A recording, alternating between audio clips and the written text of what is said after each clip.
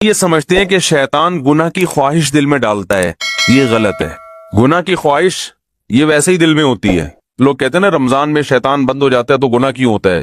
تو گناہ کی جو خواہش ہے نا، یہ شیطان، بڑی پیاری بات کی ہے علماء نے کہ شیطان کو اللہ نے حکم دیا تھا آدم علیہ السلام کو سجدہ کرو، شیطان نے نہیں کیا، تو شیطان کو کس شیطان نے ورگلایا تھا؟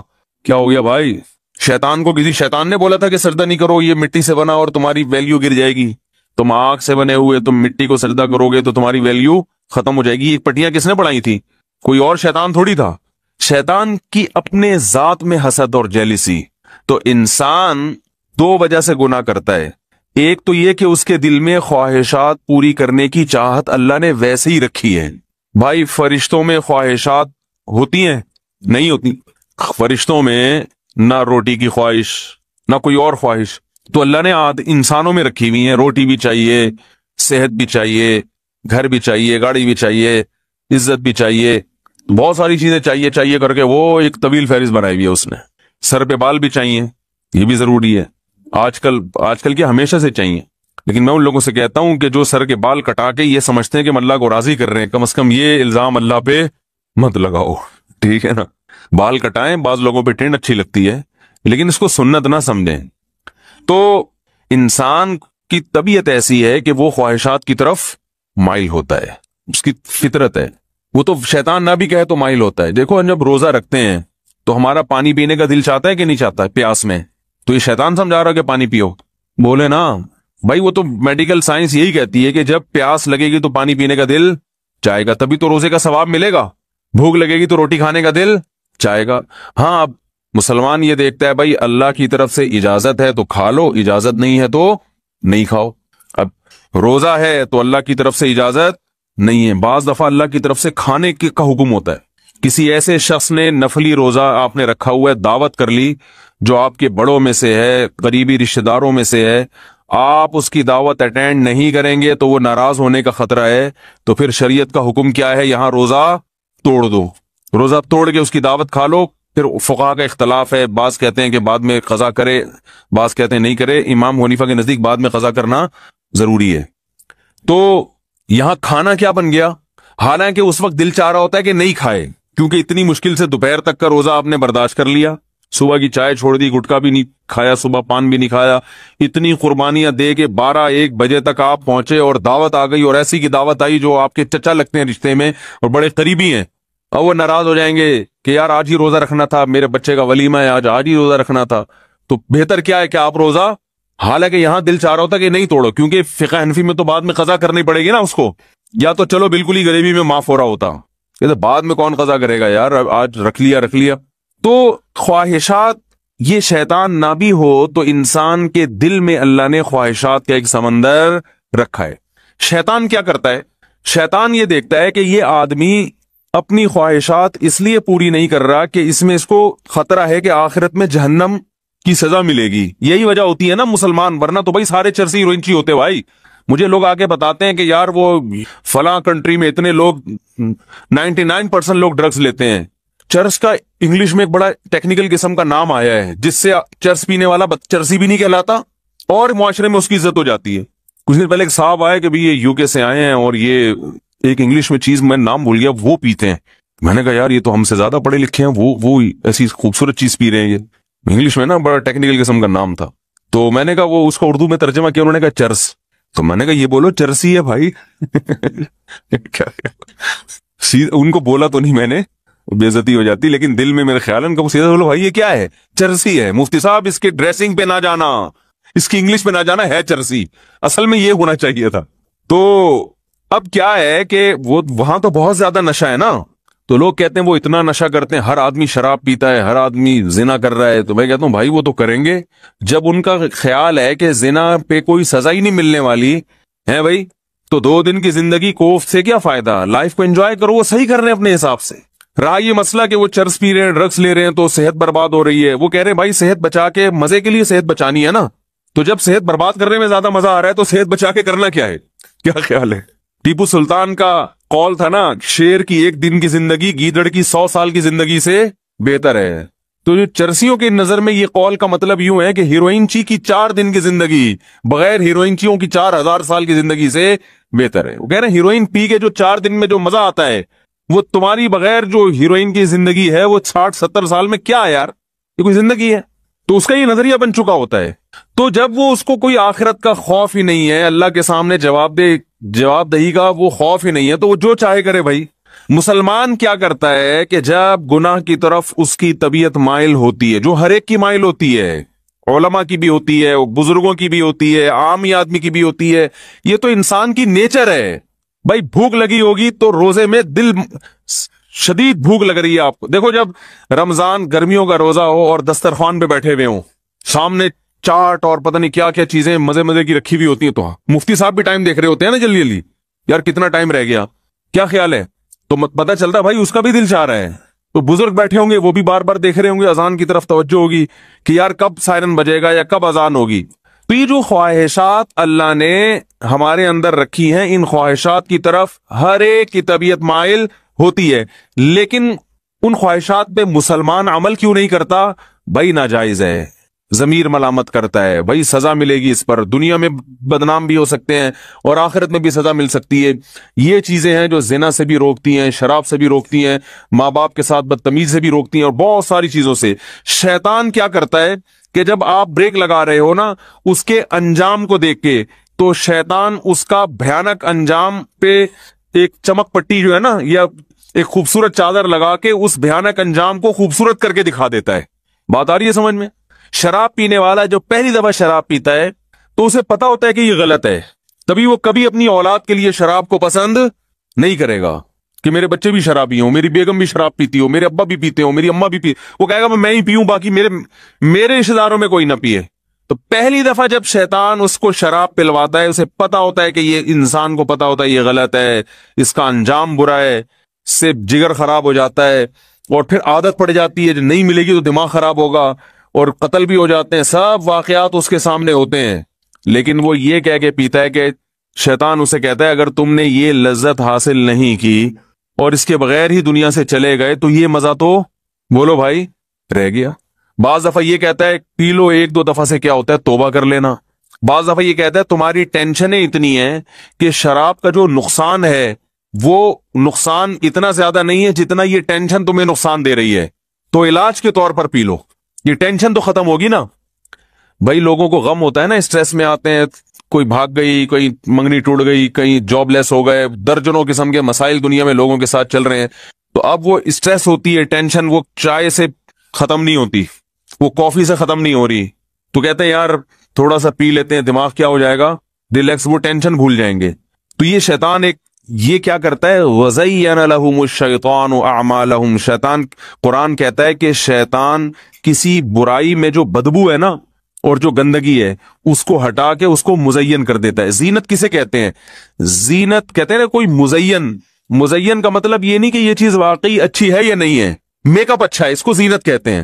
بھائی زینت اوپر کی چیز ہے نا, خواتین جو بیوٹی پارلر میں جا کے بنتی ہیں تو کیا اندر سے تھوڑی چینج ہو جاتی ہیں, جو بدصورت ہے وہ بدصورت ہی رہتی ہے, جو خوبصورت ہے وہ خوبصورت, لیکن بدصورت کو ڈسٹیمپر کر کے خوبصورت بنا دیا. دیکھنے میں بیوٹی پارلر والوں کی کوشش ہوتی ہے کہ دیکھنے میں اچھی لگے. دولہا بھی آج کل بیوٹی پارلر جا رہے ہیں, تو اس کا مقصد کیا ہوتا ہے, دیکھنے میں کیسا لگے. تو زینت کا تعلق دیکھنے سے ہے کہ دیکھنے والوں کو اچھا لگے, حقیقت میں اندر سے اچھا ہو یا نہ ہو. کیونکہ اندر سے اچھا کرنا اس کے لیے بادام کھانے پڑیں گے روزانہ 1 پاؤ, پستے کھانے پڑیں گے, اور پھر ایکسرسائز, جاگنگ. کہتے ہیں یار 6 سال میں جا کے پھر بھی یقین نہیں ہے کہ لگیں گے بھی نہیں لگیں, صحیح ہے نا. تو اس کا طریقہ یہ وقتی طور پہ بادام میں وٹامن ای ہوتا ہے, تو ایسا کوئی ڈسٹیمپر کر دو جو دیکھنے میں ای نظر آئے, دیکھنے میں لگے بھائی اسکن جو ہے وٹامن ای سے بھری ہوئی ہے. تو وہ وقتی طور پر کام چلایا, اس کے بعد پھر جو ہے شادی مادی ہو گئی, اس کے بعد دوبارہ سے ویسے ہی پرانے جیسے تھے ویسے ہی نکل آئے. تو زینت کا مطلب کیا ہوتا ہے, دیکھنے میں اچھا.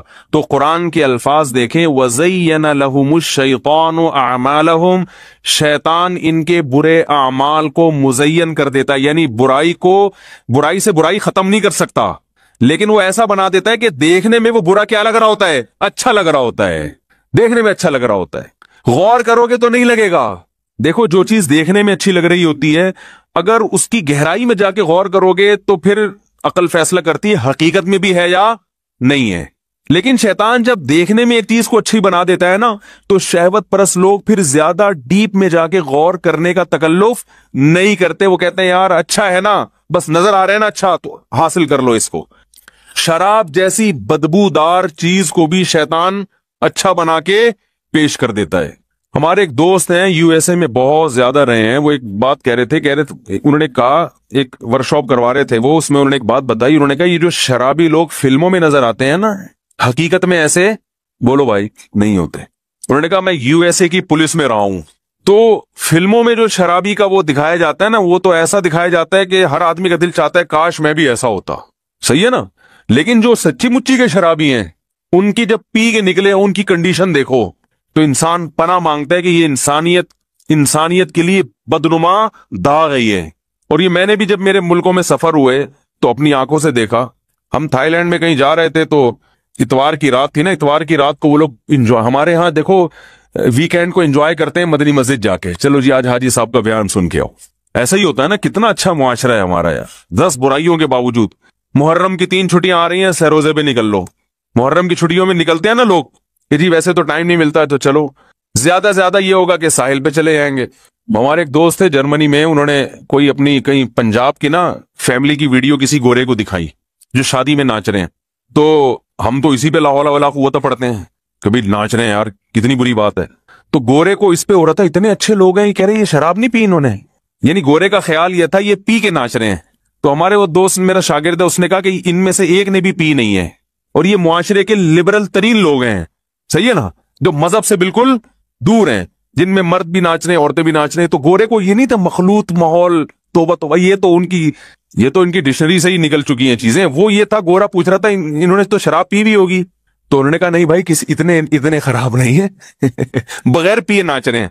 तो उस पे उस गोरे ने ये इश्काल किया कि यार ये पिए बगैर इतना खुश कैसे है कि नाच रहे हैं, यानी बगैर पिए ये खुशी से नाच रहे हैं।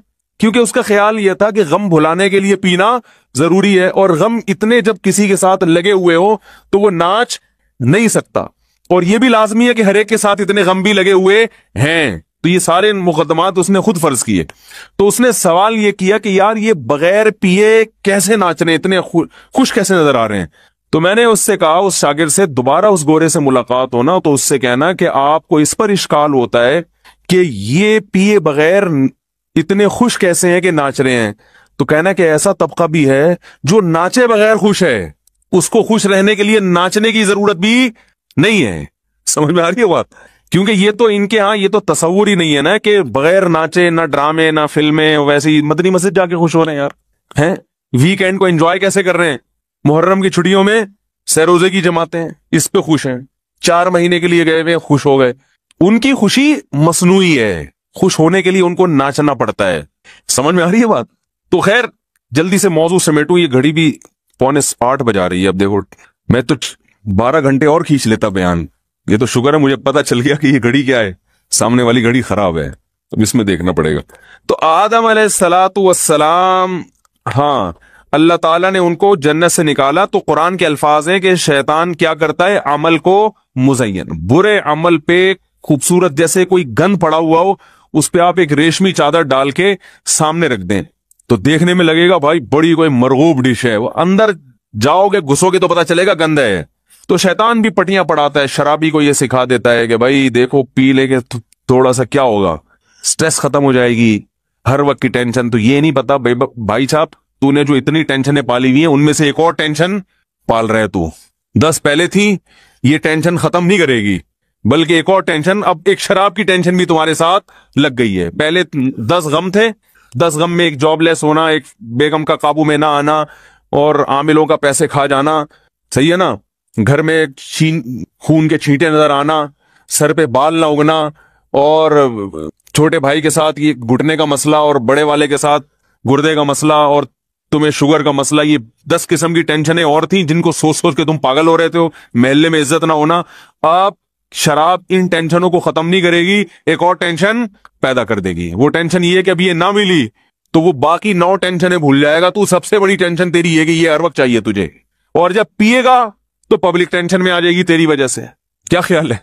बेगम अलग टेंशन में, तो अब तो तू सरापा टेंशन बनने वाला है, सर से पांव तक कौम के लिए टेंशन। کبھی ڈرائیونگ کے دوران زیادہ پی لی تو بندے مار دیے 2-4. میں ایک دفعہ پائلٹ کے ساتھ سفر کر رہا تھا, ایک بڑے زبردست, میں نہیں کمپنی کا نام نہیں لوں گا, انہوں نے منع کیا تھا, تو سلام دعا نکل آئی تو ان سے اچھی سلام دعا ہو گئی جہاز میں نا. تو وہ انہوں نے بڑے دلچسپ واقعات سنائے. میں نے کہا یار یہ جہازوں کے حادثات کے واقعات, میں نے کہا یار یہ اتنا زیادہ غیر ملکی ممالک میں سیکیورٹی ہے تو وہاں جہاز کے تباہ ہونے کے واقعات کیوں ہوتے ہیں؟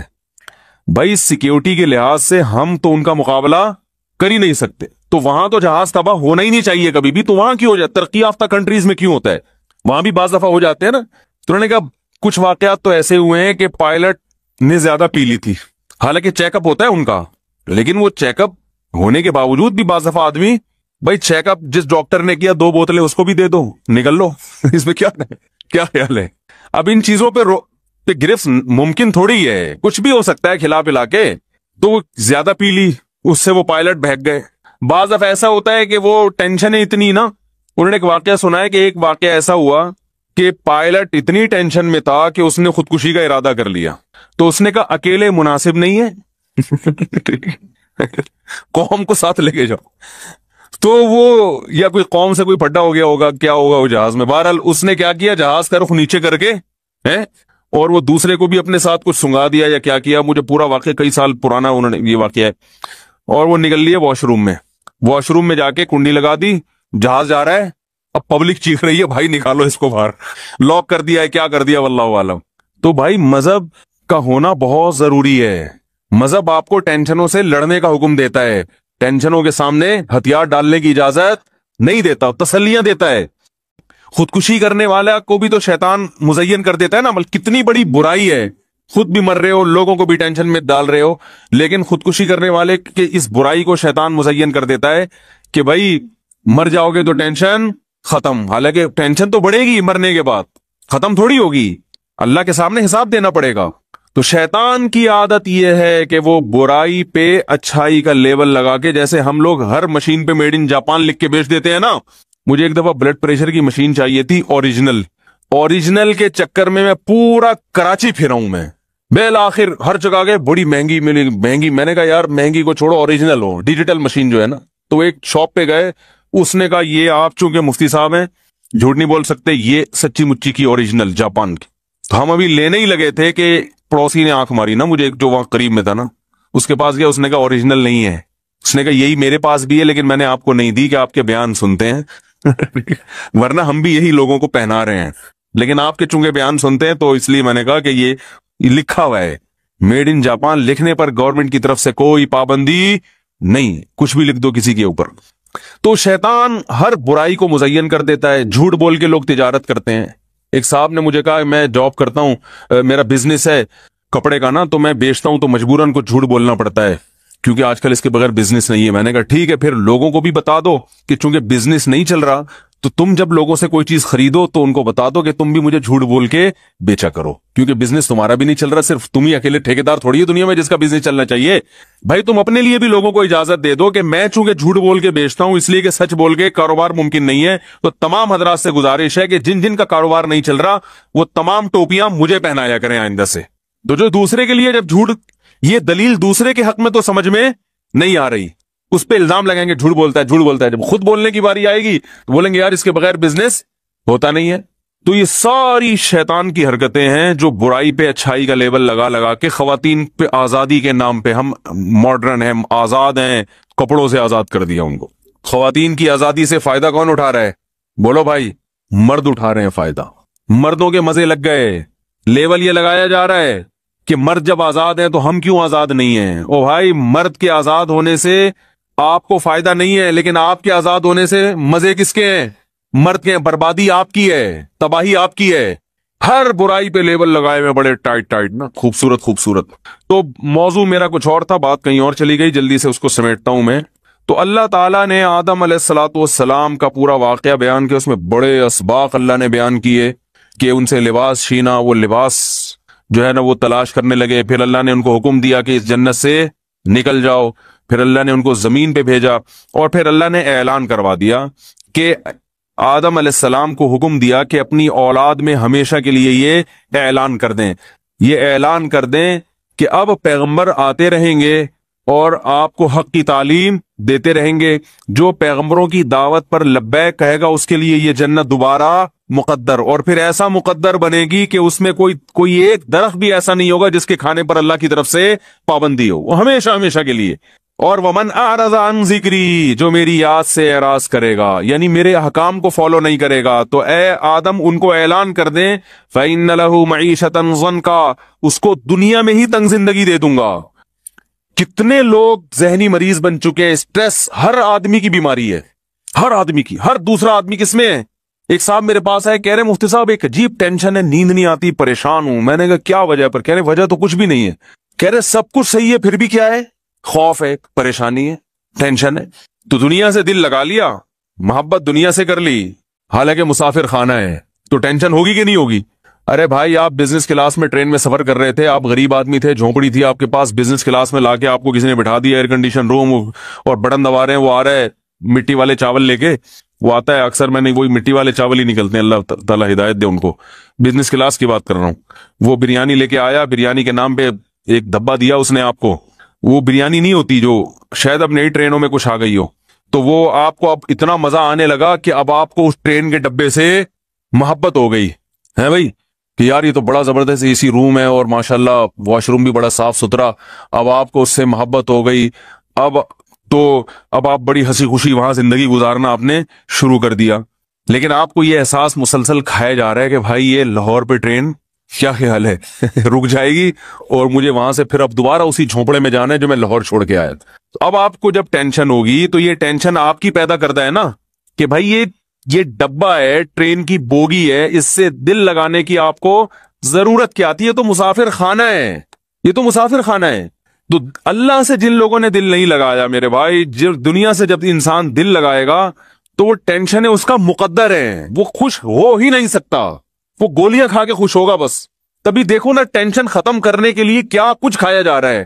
ہمیں تو گٹکے کا نام یاد ہو گیا، اب تو وہ لوگ کہتے ہیں مجھ سے بھی پرانے زمانے کی پرانی باتیں ہیں، مین پوری ہے اور پتہ نہیں کیا کیا چیزیں، سگریٹ، اور جو چائے پیتے ہیں وہ سارا دن پھونک رہے ہیں چائے، ہر وقت چائے چاہیے ان کو، کیونکہ بور ہونے لگتے ہیں بھائی، نہ کوئی فلم دیکھ رہے ہیں، نہ کوئی ڈرامہ دیکھ رہے ہیں، نہ کوئی، تو پھر چلو چائے ہی ہو جائے. ایسا ہوتا ہے کہ نہیں ہوتا؟ سب سے زیادہ گورنمنٹ کے ملازمین آفس میں بیٹھ کے چائے پیتے ہیں کیونکہ ان کے پاس کرنے کے لیے کوئی کام ہوتا نہیں ہے، تو وہ ٹائم پاس کرنے کے لیے ان کو چائے چاہیے. گورنمنٹ کے جتنے ملازمین ہیں سوائے ان لوگوں کے جو میرا بیان سن رہے ہیں، آپ جا کے دیکھیں جب بھی جائیں گے وہ چائے یا تو منگوا رہے ہوں گے یا پی رہے ہوں گے. وجہ اس کی یہ کہ کرنے کے لیے کام ہی نہیں ہے، تو چائے چائے چائے 24 گھنٹے چائے پیتے رہیں گے. پیشاب ہر تھوڑی دیر میں پیشاب آ رہا ہے جی. تو یہ سب اس کی علامت ہے کہ آپ اوپر سے جو سیٹنگ ہے وہ کیا ہو چکی ہے؟ آؤٹ ہو چکی ہے. اوپر کی سیٹنگ اللہ نے قرآن میں وعدہ کیا کہ آؤٹ کروں گا میں لازمی. وہ اس لیے کہ جب تم میری یاد سے اعراض کرو گے تو اوپر کی سیٹنگ کبھی بھی صحیح نہیں ہو سکتی. علماء کہتے ہیں نا دل یہ تمام پورے جسم کا بادشاہ ہے، اور بادشاہ جب کسی ملک پہ حملہ کرتے ہیں تو بادشاہ کو گرفتار کرنے کی کوشش کرتا ہے، وہ بھنگی چمار کو فوکس نہیں کرتا. تو اللہ تعالیٰ جب کسی سے دشمنی کرتے ہیں تو اللہ اس کے دل کو قابو میں لے کے اس میں پریشانی ڈال دیتے ہیں. باقی جسم کے